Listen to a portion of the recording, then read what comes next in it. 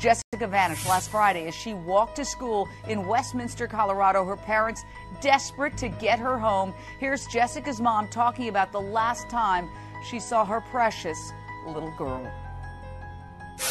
I make sure that, she's going to meet her friend because it is snowing.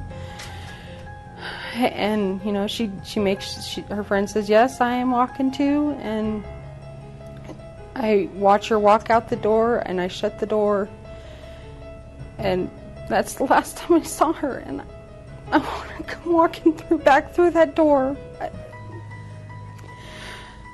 I need her to walk back through that door.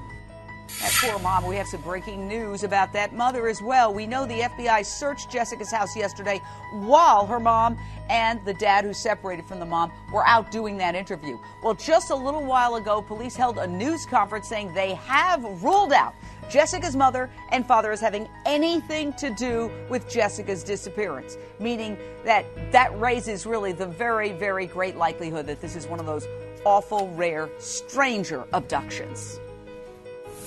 At this point in the investigation, after thoroughly looking at the parents, we're confident that they are not involved in the disappearance of Jessica Ridgeway. The focus shifts to an unknown suspect as we think that she was abducted. We're still waiting to find out about any DNA found on Jessica's backpack and water bottle. Those items found in a neighborhood 6 miles from Jessica's home.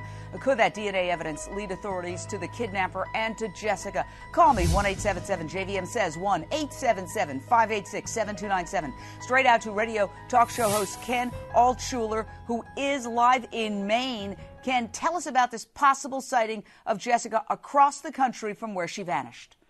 Well, Jane, a woman reported seeing Jessica, or a girl who resembled her, in Dexter, Maine, riding in a light blue Buick station wagon with Colorado plates. And evidently, Jane, a second woman is reported also seeing her in another car in Harmony, Maine, which is a little town about 10 miles west of Dexter. So, Jane, we're having 2 women reported seeing someone who looks like Jessica in an identical car with Colorado plates. Well, Lisa Bloom, legal analyst for Avo.com, to me, and you've covered so many of these cases as well, I think the idea that 2 individuals called in across the country and they mention these Colorado plates.